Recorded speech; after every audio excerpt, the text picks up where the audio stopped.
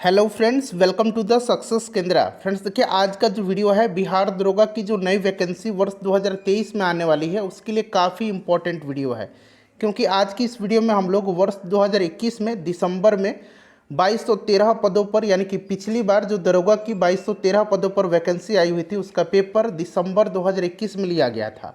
उसमें जितने भी हिस्ट्री के, ज्योग्राफी के, पॉलिटी के और साइंस के प्रश्न पूछे गए थे, यानी कि पिछले साल के पेपर में जो हिस्ट्री, ज्योग्राफी, पॉलिटी और साइंस के प्रश्न पूछे गए हैं उन सभी प्रश्नों को आज हम लोग एक ही वीडियो में कवर करेंगे।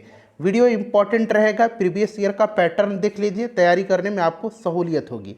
चैनल पर अगर आप पहली बार विजिट कर रहे हैं तो चैनल को सब्सक्राइब कर लीजिए और जो बेल आइकन है, घंटी का निशान है, उसको ज़रूर दबा लीजिएगा, ताकि जब भी दरोगा की जो नई वैकेंसी 2023 से संबंधित कोई भी इंपॉर्टेंट वीडियो अपलोड किया जाए तो उसका नोटिफिकेशन सबसे पहले आपके पास पहुंच जाए।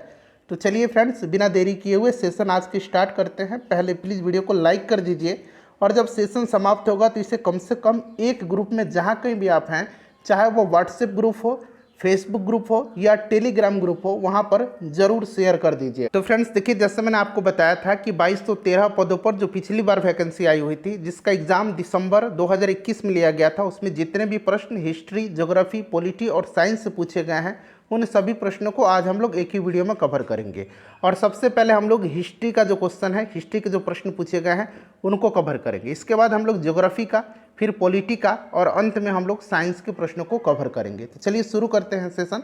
पहला प्रश्न देखिए आज के सेशन का। आज के सेशन का पहला प्रश्न पढ़िए कि सप्त क्रांति की अवधारणा को प्रतिपादित किया गया था। ये पिछले वर्ष जो पेपर हुआ था 2213 बिहार दरोगा का, पीटी के पेपर में यह प्रश्न पूछा गया था। तो सप्त क्रांति की अवधारणा जो है यह प्रतिपादित किया था राम मनोहर लोहिया ने। अच्छा, संपूर्ण क्रांति का आह्वान जो है जयप्रकाश नारायण जी ने किया था। चलिए नेक्स्ट क्वेश्चन है हमारा कि प्रथम अफीम युद्ध का समापन करने वाली संधि कौन सी थी।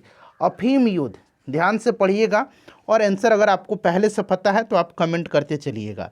देखिए, प्रथम अफीम युद्ध जो था यह 1839 से लेकर के 1842 के दरमियान हुआ था, और यह जो युद्ध था यह समापन हुआ था नानकिन के संधि के तहत। ठीक है, नानकिन के संधि के तहत हुआ था। ध्यान रखेंगे, राइट आंसर इसका ऑप्शन नंबर ए हो जाएगा। नानकिन की संधि, जिस पर 29 अगस्त 1842 को हस्ताक्षर किए गए थे। चलिए नेक्स्ट क्वेश्चन है हमारा कि जहांगीर के शासनकाल में निम्नलिखित में से किस चित्रकार को नादिर उल असर के खिताब से नवाजा गया, बताइए। राइट आंसर इसका क्या हो जाएगा? नादिर उल असरा उस्ताद मंसूर और नादिर उल जमान अबुल हसन, ये दोनों को उपाधि प्रदान की गई थी। तो यहाँ पर पूछा गया आपको नादिर उल असर, जो कि राइट आंसर आपका हो जाएगा उस्ताद मंसूर को, ऑप्शन नंबर डी हो जाएगा राइट आंसर। वहीं अगर पूछता कि नादिर उल जमान की उपाधि, तो ये दिया गया था अबुल हसन को। ठीक है, चलिए नेक्स्ट क्वेश्चन हमारा कि गंधार शैली समन्वय है। गंधार कला शैली जो है, अगर हम बात करें तो इस कला का विकास जो है कुषाण शासक कनिष्क के काल में हुआ था। ठीक है, गांधार कला बौद्ध कला की एक शैली थी जो वर्तमान उत्तर पश्चिमी पाकिस्तान एवं पूर्वी अफगानिस्तान में पहली शताब्दी ईसा पूर्व एवं 7वीं शताब्दी ईसा पूर्व के बीच विकसित हुई थी। भारतीय और ग्रीक कला, इसका राइट आंसर हो जाएगा इंडो ग्रीक। नेक्स्ट क्वेश्चन है हमारा कि जब 1942 में अखिल भारतीय राष्ट्रीय कांग्रेस ने भारत छोड़ो आंदोलन छेड़ा तब भारत का वायसराय कौन था। तो उस समय वायसराय जो था ये लॉर्ड लिनलिथगो था। कौन था? लॉर्ड लिनलिथगो था। ठीक है, और ये जो भारत छोड़ो आंदोलन है, यहाँ छोड़ो बना लीजिएगा, आंदोलन छेड़ा सही दिया हुआ है, भारत छोड़ो आंदोलन छेड़ा सही है बिल्कुल। ठीक है, तो लॉर्ड लिनलिथगो राइट आंसर हो जाएगा। और भारत छोड़ो आंदोलन के समय ही करो या मरो का नारा महात्मा गांधी जी ने दिया था। नेक्स्ट क्वेश्चन हमारा कि यूटोपिया के लेखक कौन है। यूटोपिया के लेखक जो है ये सर थॉमस मोर हैं। ठीक है, ध्यान रखेंगे, यह काल्पनिक द्वीप राज्य की राजनीति की व्यवस्था का वर्णन करता है। यूटोपिया, थॉमस मोर हो जाएगा राइट आंसर। नेक्स्ट क्वेश्चन है कि सांची स्तूप मूल रूप से किस मौर्य शासक ने बनवाया था। सांची का स्तूप जो है यह किसने बनवाया था? बहुत ही सिंपल सा क्वेश्चन है, इसका राइट आंसर आपको पता होगा। करेक्ट आंसर जो होगा फ्रेंड्स ये आपका अशोक हो जाएगा। ठीक है, कौन बनवाया था? अशोक बनवाया था, और 1989 में इसे यूनेस्को की विश्व धरोहर स्थल के रूप में शामिल भी किया गया है। चलिए, तो ये अशोक हो जाएगा राइट आंसर इसका। नेक्स्ट क्वेश्चन है, कुतुब मीनार के प्रवेश द्वार को जाना जाता है, कुतुब मीनार के प्रवेश द्वार को जाना जाता है, तो ये अलाई दरवाज़ा। कुतुब मीनार परिसर में कुव्वत उल इस्लाम मस्जिद के दक्षिणी हिस्से के मुख्य द्वार है अलाई दरवाज़ा, ठीक है, जिसे 1311 ईस्वी में खिलजी वंश के शासक अलाउद्दीन खिलजी ने बनवाया था। तो यहाँ पर देखिएगा ये आपका अलाई दरवाज़ा हो जाएगा।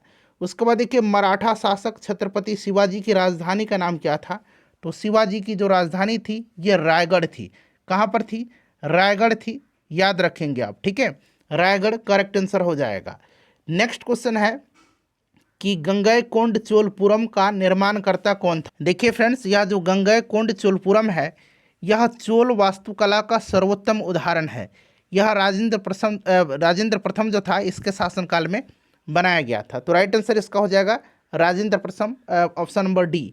चलिए, उसके बाद देखिएगा कि तोताए हिंद के नाम से प्रसिद्ध अमीर खुसरो कहाँ पैदा हुआ थे? तो अमीर खुसरो का जन्म जो हुआ था ये पटियाली में हुआ था। कहाँ पर? पटियाली में, पटियाला नहीं, पटियाली में हुआ था, ध्यान रखेंगे, ठीक है। तो ये हिंद के नाम से इनको जाना जाता है। नेक्स्ट क्वेश्चन हमारा कि निम्नलिखित सुल्तानों में से कौन जो है लाख बख्श के नाम से जाना जाता है? लाख बख्श यानी कि लाखों का दान करने वाला, तो ये लाख बख्श जो है यह कुतुबुद्दीन ऐबक है, ठीक है।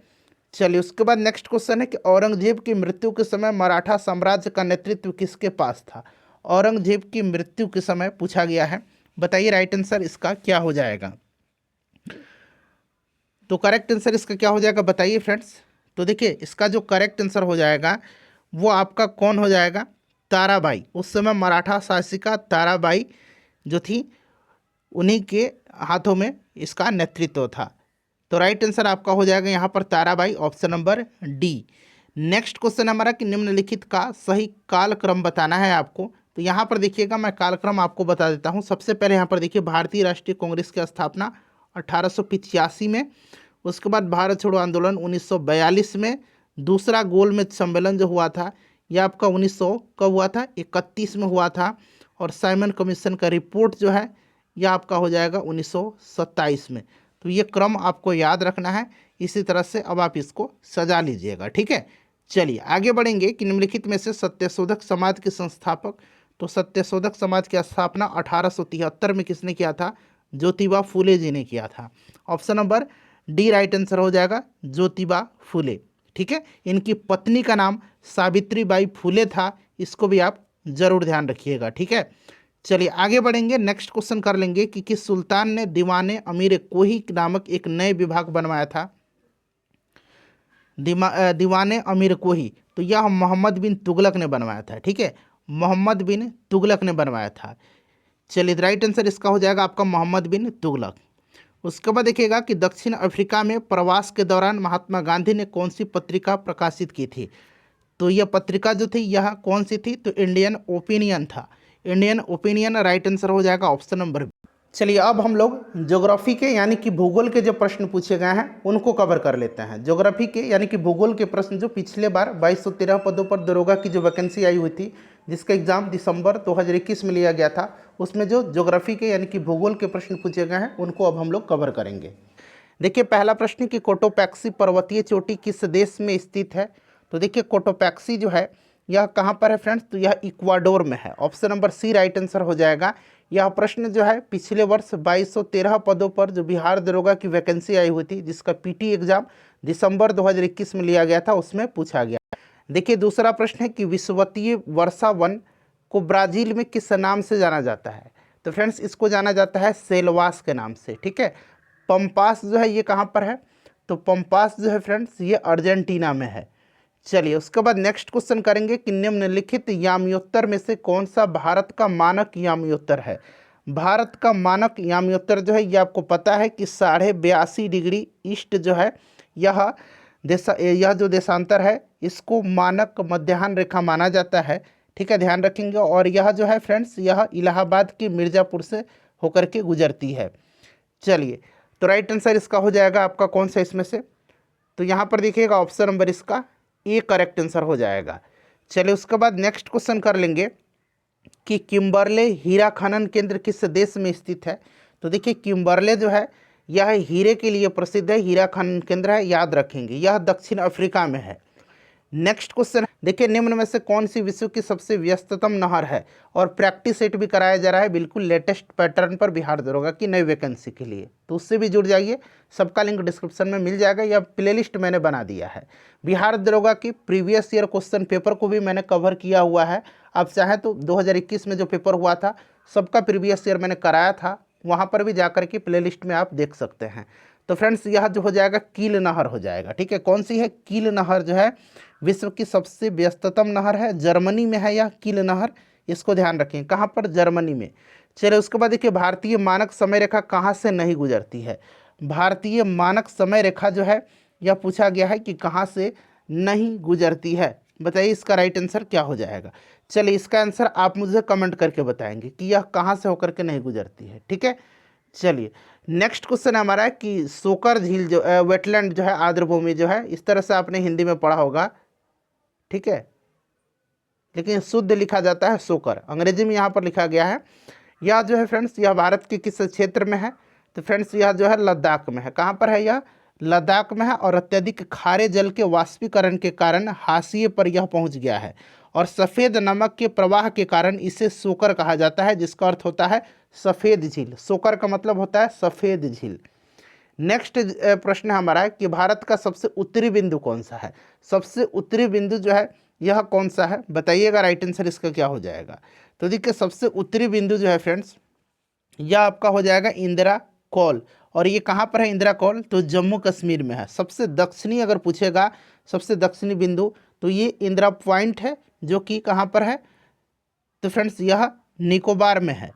चलिए अगला प्रश्न हमारा कि नामदफा नेशनल पार्क किस राज्य में स्थित है? नामदफा जो है यह कहाँ पर है? अरुणाचल प्रदेश में है। वीडियो को बनाने में 4 से 5 घंटे का मैंने समय दिया हुआ है, सो प्लीज़ वीडियो को लाइक करिएगा और ज़्यादा से ज़्यादा इसको शेयर करिएगा। ग्रीष्म ऋतु में होने वाली वर्षा को कहाँ पर आम्र वर्षा के नाम से जाना जाता है? तो आम्र वर्षा के नाम से जाना जाता है केरल में। देखिए ध्यान दीजिएगा, गर्मी के मौसम जैसे ही आता है प्री मानसून वर्षा सामान्य हो जाती है, विशेषकर केरल एवं कर्नाटक राज्य में, और ये वर्षा आमों को जल्दी पकने में मदद करती है, इसीलिए इन्हें आम्र वर्षा कहा जाता है। केरल हो जाएगा राइट आंसर इसका। भारत के किस राज्य में कटी बिहू महोत्सव का आयोजित किया जाता है? तो कटी बिहू जो है, जितने भी बिहू फेस्टिवल हैं ये असम में आयोजित किए जाते हैं, ठीक है। चलिए उसके बाद नेक्स्ट क्वेश्चन हमारा कि भारत का सक्रिय ज्वालामुखी द्वीप कौन सा है? तो सक्रिय जो है बैरन द्वीप है। कौन सा? बैरन हो जाएगा। भारतीय वन अनुसंधान संस्थान कहाँ पर स्थित है? बताइएगा। तो फ्रेंड्स यह जो है देहरादून में है, देहरादून में है। नेक्स्ट क्वेश्चन हमारा कि भारत में चाय उत्पादन में प्रथम स्थान किस राज्य का? अब ध्यान दीजिएगा, देखिए चाय के उत्पादन में पूरे विश्व में अगर बात करें हम तो भारत का स्थान जो है दूसरा है, और उपभोक्ता के मामले में भारत पहले स्थान पर है, ठीक है। भारत विश्व में चाय का सबसे बड़ा उपभोक्ता एवं दूसरा सबसे बड़ा उत्पादक कंट्री है। अगर हम राज्य में बात करें, राज्य में पूछा गया है तो असम में सबसे ज़्यादा होता है चाय का उत्पादन, कॉफ़ी का कर्नाटक में होता है। नेक्स्ट क्वेश्चन है भारत आकार में है, तो भारत जो है विश्व में 7वां सबसे बड़ा देश है, ऑप्शन नंबर सी हो जाएगा। नेक्स्ट क्वेश्चन है कि भारत में कौन से रामसर प्रस्ताव संधि से संबंधित है? तो देखिए राइट आंसर इसका क्या हो जाएगा? तो ऑप्शन नंबर इसका डी हो जाएगा, आर्द्रभूमि का संरक्षण। रामसर कन्वेंशन आर्द्रभूमि के संरक्षण एवं आवश्यकता आधारित उपयोग हेतु एक अंतर्राष्ट्रीय संधि है, और देखिए इसका नाम में जो है कैस्पियन सागर पर स्थित ईरानी शहर रामसर के नाम पर रखा गया है, जहां पर 2 फरवरी 1971 को इस संधि पर हस्ताक्षर किया गया था। ऑप्शन नंबर डी हो जाएगा राइट आंसर। उसके बाद देखिए क्वाड में कौन से 4 देश समाविष्ट किए गए हैं? हालांकि यह जो प्रश्न है ज्योग्राफी का नहीं है, लेकिन फिर भी मैंने इंपॉर्टेंट है शामिल किया हुआ है। तो क्वाड में भारत है, अमेरिका है, उसके बाद जापान है, और कौन सा कंट्री है? तो ऑस्ट्रेलिया है। तो यहाँ पर देखिए क्वाड में कौन कौन से देश हो जाएंगे? तो आपका हो जाएगा यहाँ पर यूएसए, जापान, भारत और ऑस्ट्रेलिया। तो ऑप्शन नंबर डी इसका राइट आंसर हो जाएगा क्वाड में, ठीक है। चलिए उसके बाद नेक्स्ट क्वेश्चन कर लेंगे।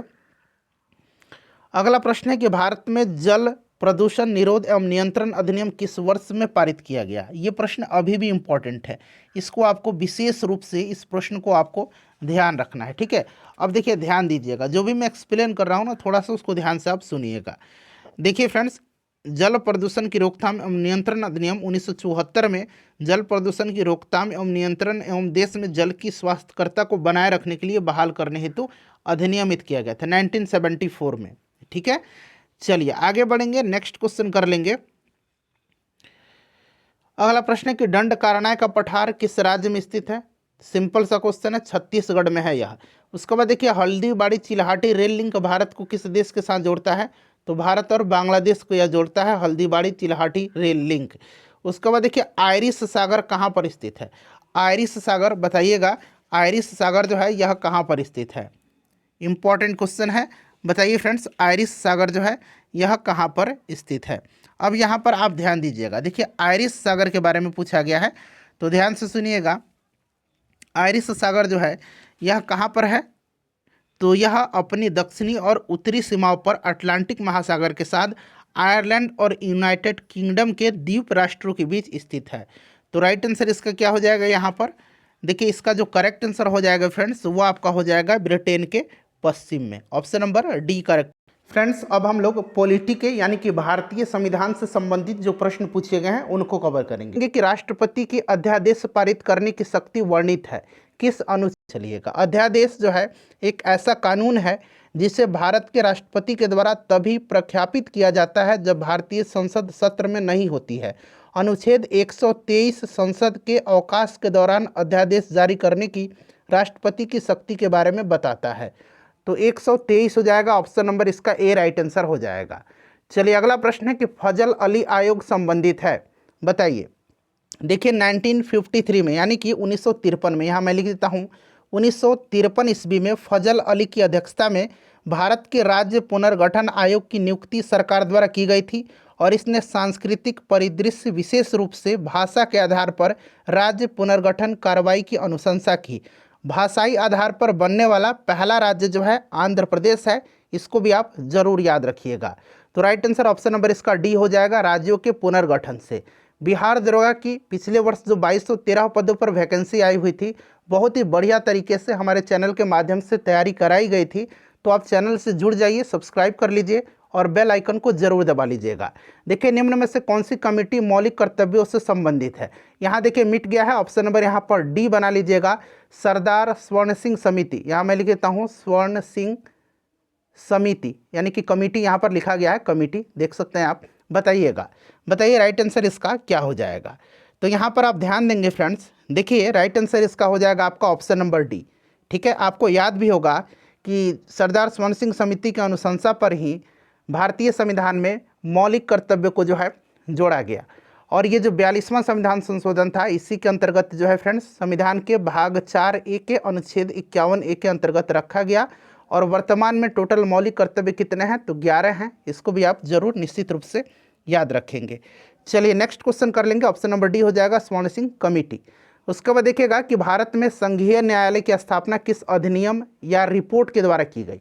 देखिए ध्यान दीजिएगा फ्रेंड्स, भारत का संघीय न्यायालय भारत सरकार अधिनियम 1935 के प्रावधानों के तहत 1937 में भारत में स्थापित एक न्यायिक निकाय था। भारत के एक संप्रभु लोकतांत्रिक गणराज्य बनने के 2 दिन बाद 28 जनवरी 1950 को सर्वोच्च न्यायालय अस्तित्व में आया था। तो राइट आंसर इसका हो जाएगा आपका ऑप्शन नंबर डी, भारत सरकार अधिनियम 1935। चलिए अगला प्रश्न है कि 42वें संविधान संशोधन अधिनियम ने कुछ विषय को राज्य सूची से समवर्ती सूची में डाल दिए, इनमें से कौन से नीचे गलत उल्लिखित? देखिए प्रश्न को ध्यान से पढ़िएगा, यहाँ पर पूछा गया है कि गलत उल्लिखित है। ठीक है, तो देखिए फ्रेंड्स ध्यान दीजिए, 42वें संविधान संशोधन अधिनियम जो कि 1976 में हुआ था, इसके माध्यम से 5 विषयों को राज्य सूची से समवर्ती सूची में स्थानांतरित कर दिया गया था। शिक्षा, वानिकी, वन्य जीवन एवं पक्षी संरक्षण, न्याय प्रशासन, बाट एवं माप। तो यहाँ पर आप देखेंगे तो यहाँ पर आपका वन और यहाँ पर स्थानीय सरकार जो दिएगा, स्थानीय सरकार नहीं है, इसलिए ये वाला जो युग्म है यह आपका सुमेलित है। क्लियर? चलिए आगे बढ़ेंगे, नेक्स्ट क्वेश्चन कर लेंगे कि वेबर के अनुसार निम्न में से कौन सा प्रारंभिक सत्ता का स्रोत है? बताइए। तो देखिए मैक्स वेबर के अनुसार प्रारंभिक सत्ता का स्रोत कानून होता है। कानून की सत्ता को वैधता प्रदान, कानून जो है कानून की सत्ता, कानून ही सत्ता को वैधता प्रदान करती है। तो ये आपका कानून हो जाएगा। उसके बाद देखिएगा कि भारत की संसदीय प्रणाली में शून्यकाल का आशय क्या है? शून्यकाल का जो है आशय क्या है, बताइए राइट आंसर इसका क्या हो जाएगा। तो देखिए यहाँ पर आप ध्यान देंगे, शून्यकाल पूछा गया है। तो देखिए ध्यान से सुनिएगा, जो भी मैं आपको बता रहा हूँ उसको आपको ध्यानपूर्वक सुनना है। देखिए शून्यकाल जो होता है यह प्रश्न काल के तुरंत बाद शून्यकाल शुरू होता है और तब तक रहता है जब तक कि दिन की कार्यसूची अर्थात सदन का नियमित कार्य शुरू नहीं हो जाती है। तो इसका राइट आंसर यहाँ पर देखिएगा क्या हो जाएगा इसका, बताइए करेक्ट आंसर। सभी ऑप्शन को मैं आपको दिखा देता हूँ, उसको आप ध्यानपूर्वक पढ़िएगा। देखिए इसका जो राइट आंसर हो जाएगा फ्रेंड्स, वो आपका यहाँ पर देखिए ऑप्शन नंबर यहाँ पर बी हो जाएगा। प्रश्नकाल और कार्यसूची की अगली मद के बीच का समय जब सदस्य अध्यक्ष की अनुमति के बिना कोई विषय उठाते हैं। ऑप्शन नंबर इसका बी राइट आंसर हो जाएगा। ठीक है, चलिए उसके बाद नेक्स्ट क्वेश्चन है कि संसद की गणपूर्ति निश्चित है। संसद की गणपूर्ति जो है यह निश्चित है। तो ये आपको पता है कि सदन की सदस्यता का 10वां भाग। तो ऑप्शन नंबर इसका ए जो होगा बिल्कुल करेक्ट आंसर हो जाएगा। ठीक है, चलिए आगे बढ़ेंगे, नेक्स्ट क्वेश्चन कर लेंगे हम लोग। अगला प्रश्न है कि यहाँ मिलान करना है आपको। ठीक है, एक तरफ सूची 1 है, दूसरी तरफ सूची 2 दिया गया है। ग्राम पंचायत का गठन जो है ये किस में है, तो अनुच्छेद 40 में है। ठीक है, समान नागरिक संहिता ये फ्रेंड्स अनुच्छेद 44 में है। कृषि और पशुपालन जो है ये आपका अनुच्छेद 48 में है। कार्यपालिका और न्यायपालिका का पृथक्करण ये जो है फ्रेंड्स किस में है, अनुच्छेद 50 में है। तो फिर से मैं मिला देता हूँ, ग्राम पंचायत आपका हो जाएगा यहाँ पर देखिएगा, ग्राम पंचायत का गठन अनुच्छेद 40, समान नागरिक संहिता 44, कृषि और पशुपालन 48 और कार्यपालिका और न्यायपालिका का पृथक्करण अनुच्छेद 50 में है। तो यहाँ पर देख लीजिएगा, इसका राइट आंसर आप लोग मिला लीजिएगा। मेरे ख्याल से ऑप्शन नंबर ए हो जाएगा इसका करेक्ट आंसर। नेक्स्ट क्वेश्चन है कि भारतीय संविधान के किस संशोधन के द्वारा मंत्रिपरिषद में मंत्रियों की संख्या को सीमित किया गया, बताइए राइट आंसर इसका क्या हो जाएगा। देखिए फ्रेंड्स, भारतीय संविधान के अनुच्छेद 72 में यह प्रावधान है कि मंत्रिपरिषद में प्रधानमंत्री सहित मंत्रियों की कुल संख्या लोकसभा के सदस्यों की संख्या के 15% से अधिक नहीं होनी चाहिए और इसे वर्ष 2003 में 91वें संविधान संशोधन अधिनियम के द्वारा जोड़ा गया था। तो ऑप्शन नंबर इसका डी राइट आंसर हो जाएगा। अगला प्रश्न है कि किस राज्य में विधान परिषद का सृजन अथवा समाप्ति की जा सकती है। ध्यान से सभी ऑप्शन को एक बार आप लोग देख लीजिएगा। ठीक है, सभी ऑप्शन आपको दिखाई दे रहे हैं। देखिए संविधान के अनुच्छेद 169 के अनुसार संसद को राज्यों की विधान परिषद के गठन अथवा विघटन करने का अधिकार है, परंतु इसके लिए प्रस्तुत विधेयक का विधानसभा में विशेष बहुमत यानी कि 2/3 से पारित होना अनिवार्य है। विधान परिषद राज्यसभा की तरह एक अस्थायी सदन है, इसे भंग नहीं किया जा सकता है। तो राज्य विधानसभा की तत्व संबंधी संकल्प को पारित कर संसद के द्वारा। ठीक है, ऑप्शन नंबर इसका सी राइट आंसर हो जाएगा। नेक्स्ट क्वेश्चन है कि निम्न में से भारतीय संविधान का या के कौन से अनुच्छेद नागरिकता से संबंधित है। तो यहाँ पर देखिए नागरिकता जो है भाग 2 में है, किस में है, भाग 2 में है, अनुच्छेद 5 से लेकर के 11 तक में। तो ऑप्शन नंबर इसका बी राइट आंसर हो जाए। फ्रेंड्स अब हम लोग साइंस के यानी कि विज्ञान के जो प्रश्न पूछे गए हैं 2021 दिसंबर में 2213 पदों पर फ्रेंड्स उनको कवर करेंगे। देखिए राइट आंसर इसका ऑप्शन नंबर सी हो जाएगा, नियंत्रक छड़। ठीक है, ध्यान रखेंगे परमाणु विखंडन की दर को नियंत्रित करने हेतु नियंत्रक छड़ जो होता है ये बोरॉन, कैडमियम, सिल्वर और इंडियम से बनी होती है। इसको भी आप जरूर ध्यान रखिएगा। ठीक है, अच्छा मंदक के रूप में जो है ग्रेफाइट का या भारी जल का D2O का इस्तेमाल किया जाता है, इसको आप जरूर ध्यान रखेंगे। चलिए नेक्स्ट क्वेश्चन का दूसरा प्रश्न है कि सोनार संक्षिप्तीकरण है, यानी कि सोनार का फुल फॉर्म आपसे पूछा जा रहा है। तो राइट आंसर इसका क्या हो जाएगा, साउंड नेविगेशन एंड रेंजिंग होता है। तो राइट आंसर इसका क्या हो जाएगा, साउंड नेविगेशन और रेंजिंग इसका राइट आंसर हो जाएगा, ऑप्शन नंबर डी। ठीक है, सोनार एक उपकरण है जो वस्तुओं का पता लगाने हेतु ध्वनि तरंगों का उपयोग करता है। चलिए उसके बाद नेक्स्ट क्वेश्चन करेंगे कि निम्न में से पानी में कौन सी धातु मिनी माता रोग का कारण बनती है। मिनी माता रोग का कारण कौन सी धातु इसमें से बनती है, बताइए राइट आंसर इसका क्या हो जाएगा। अच्छा प्रश्न है, इंपॉर्टेंट क्वेश्चन है, इजी है। देखिए सबसे पहले मिनी माता रोग की खोज जो है ये जापान के मिनी माता शहर में हुई थी और यह विभिन्न पर्यावरणीय स्रोतों के माध्यम से शरीर में मिथाइल मरकरी यानी कि पारा के अवशोषण के कारण होता है। तो पारा मरकरी इसका option number C correct answer हो जाएगा, मिनी माता। चलिए उसके बाद देखिएगा कि ऐसी समष्टि पारस्परिक क्रिया जिसमें एक जाति को लाभ होता है और दूसरी को न तो लाभ होता है और न ही हानि, उसको क्या कहते हैं बताइए। तो देखिए उसको कहा जाता है सहभोजिता। Option number D right answer हो जाएगा। उसको क्या कहा जाता है? सहभोजिता कहा जाता है। चलिए उसके बाद नेक्स्ट क्वेश्चन करेंगे कि सौर सेल बनाने में प्रयुक्त किया जाने वाला तत्व कौन सा है। सोलर सेल में जो है किसका प्रयोग किया जाता है, यह आपसे पूछा जा रहा है। बताइए करेक्ट आंसर इसका क्या हो जाएगा। सिंपल क्वेश्चन है, सिलिकॉन इसका करेक्ट आंसर हो जाएगा। और देखिए बिहार दरोगा का प्रैक्टिस सेट भी जल्द स्टार्ट किया जाएगा और डेली जो है साइंस का एक अलग सेट चलाया जाएगा। ठीक है, तो अगर आप बिहार दरोगा की तैयारी करना चाहते हैं, बिहार दरोगा बनना चाहते हैं, तो चैनल को सब्सक्राइब करिए और बेल आइकन को दबा लीजिएगा। ठीक है, चलिए नेक्स्ट क्वेश्चन करेंगे कि सबसे तेज हिमीकरण विधि जिसमें तरल नाइट्रोजन का कार्बन डाइऑक्साइड का उपयोग किया जाता है। बताइए इसका करेक्ट आंसर क्या हो जाएगा। तो देखिए इसको कहा जाता है इमर्शन फ्रीजिंग। राइट आंसर इसका ऑप्शन नंबर सी हो जाएगा, इमर्शन फ्रीजिंग। ठीक है, चलिए उसके बाद नेक्स्ट क्वेश्चन है कि एक खाद्य श्रृंखला में निम्नलिखित में से सर्वाधिक संख्या किसकी होती है। इसका आंसर मैं चाहता हूं कि आप कमेंट करके मुझे बताएं। आप में से सभी लोगों का मुझे पूरी उम्मीद है कि इसका आंसर पता होगा। आंसर इसका कमेंट करके बताइए कि खाद्य श्रृंखला में निम्नलिखित में से सर्वाधिक संख्या किसकी होती है। ऑप्शन है उत्पादक, दूसरा ऑप्शन है प्राथमिक उपभोक्ता, तीसरा है द्वितीयक उपभोक्ता और चौथा है यानी कि ऑप्शन डी है अपघटक। कमेंट करके बताइए। चलो उसके बाद देखिएगा कि इनमें से एक आवश्यक अमीनो एसिड कौन सा है। अमीनो एसिड पूछा गया है, इसका करेक्ट आंसर क्या हो जाएगा बताइए। देखिए वह अमीनो अम्ल जो मानव शरीर द्वारा निर्मित नहीं किए जा सकते हैं आवश्यक अमीनो अम्ल कहलाते हैं। 9 प्रकार के आवश्यक अमीनो एसिड होते हैं और पूछा गया कि इनमें से कौन सा एक आवश्यक अमीनो एसिड है। तो इन 9 टाइप में एक है ल्यूसीन। ऑप्शन नंबर बी इसका राइट आंसर हो जाएगा, ल्यूसीन आपको ध्यान रखना है। उसके बाद देखिएगा कि कोशिका द्रव, क्लोरोप्लास्ट और माइटोकॉन्ड्रिया की राइबोसोम क्रमशः हैं। तो देखिए कोशिका द्रव 80 हो जाएगा, क्लोरोप्लास्ट 70 और माइटोकॉन्ड्रिया 70 है। तो ऑप्शन नंबर इसका बी करेक्ट आंसर हो जाएगा। ठीक है, चलिए उसके बाद देखिएगा कि एलर्जन के प्रति सबसे प्रचुर मात्रा में बनने वाली प्रतिरक्षियाँ कौन सी है। तो ये जो प्रतिरक्षियाँ हैं ये है इम्यूनोग्लोबुलिन ई। इम्यूनोग्लोबुलिन ई जो कि IgE इसको कहा जाता है, इम्यूनोग्लोबुलिन ई। ठीक है, यह एक टाइप का एंटीबॉडी होता है। ऑप्शन नंबर इसका ए राइट आंसर हो जाएगा। चलिए उसके बाद देखिएगा कि कटी, जली एवं कच्ची सतहों पर कौन से सूक्ष्मजीव पनपते हैं। करेक्ट आंसर क्या हो जाएगा इसका बताइए।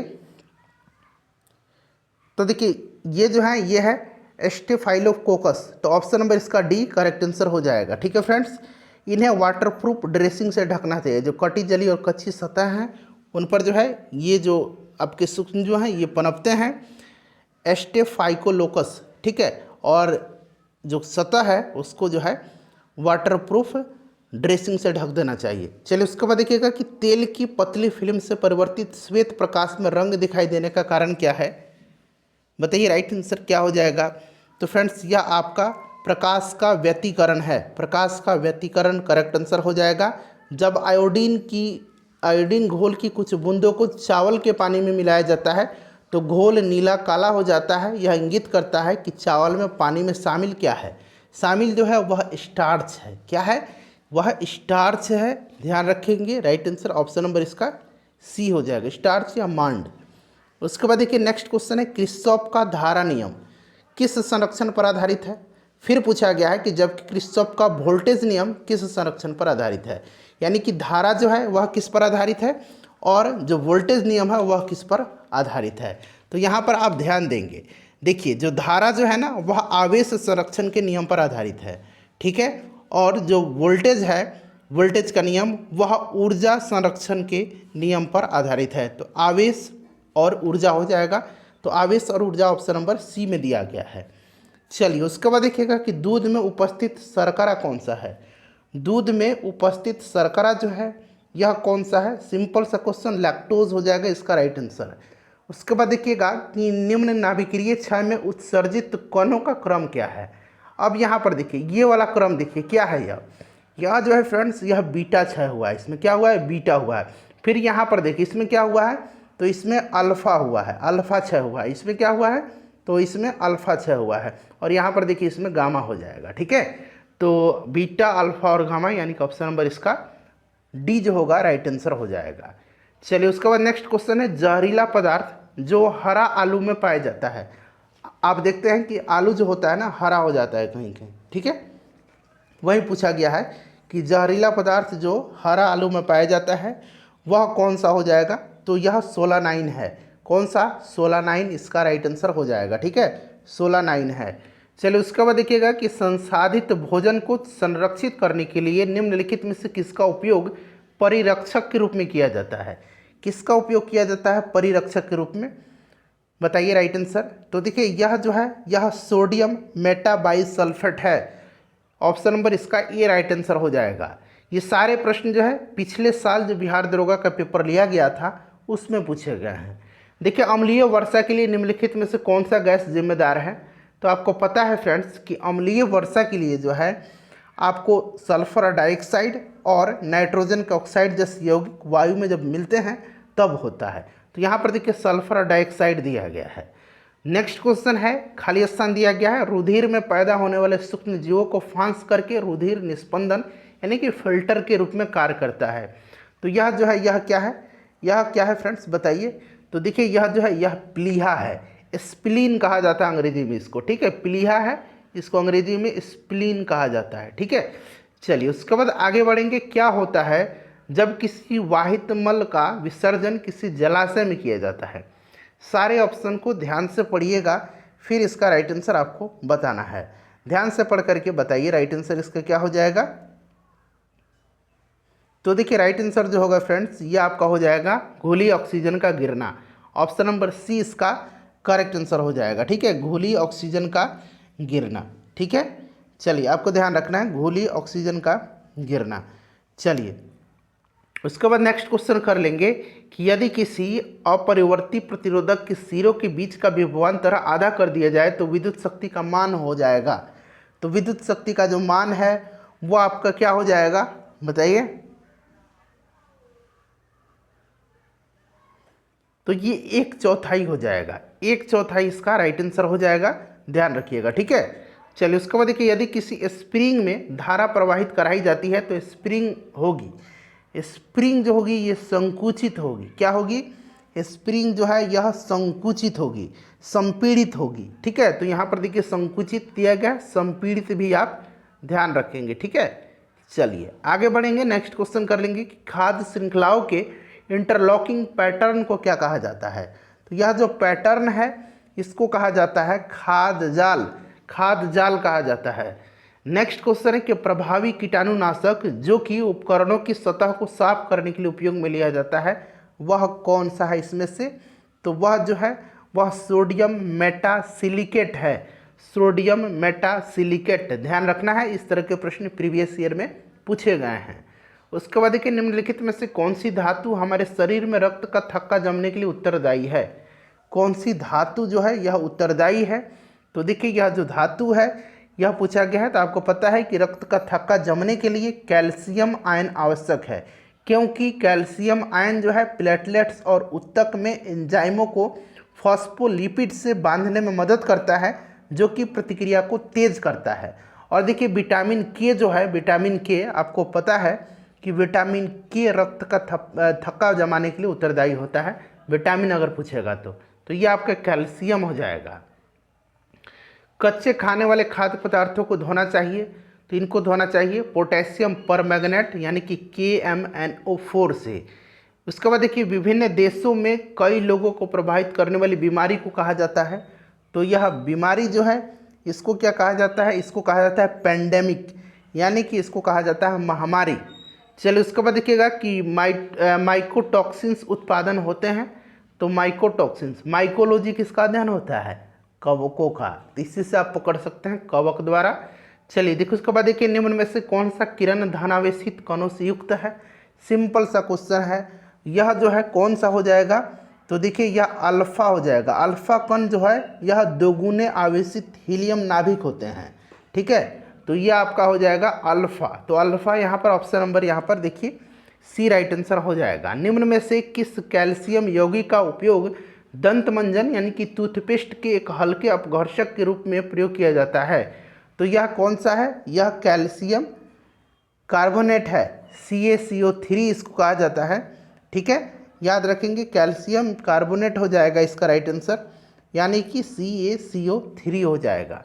चलो उसके बाद देखिएगा कि बोर के सिद्धांत के अनुसार परमाणु त्रिज्या r और मुख्य क्वांटम संख्या n में संबंध दिया जाता है। ये संबंध दिया जाता है option number A, r directly proportional to n। ठीक है, r क्या है? परमाणु त्रिज्या है और n जो है क्वांटम संख्या है। उसके बाद देखिए पास्चुरीकरण की प्रणाली के दौरान किस ताप पर दूध को 30 मिनट तक गर्म किया जाता है? बताइए इसका राइट आंसर क्या हो जाएगा? बहुत ही सिंपल सा क्वेश्चन है, करेक्ट आंसर आपको बताना है।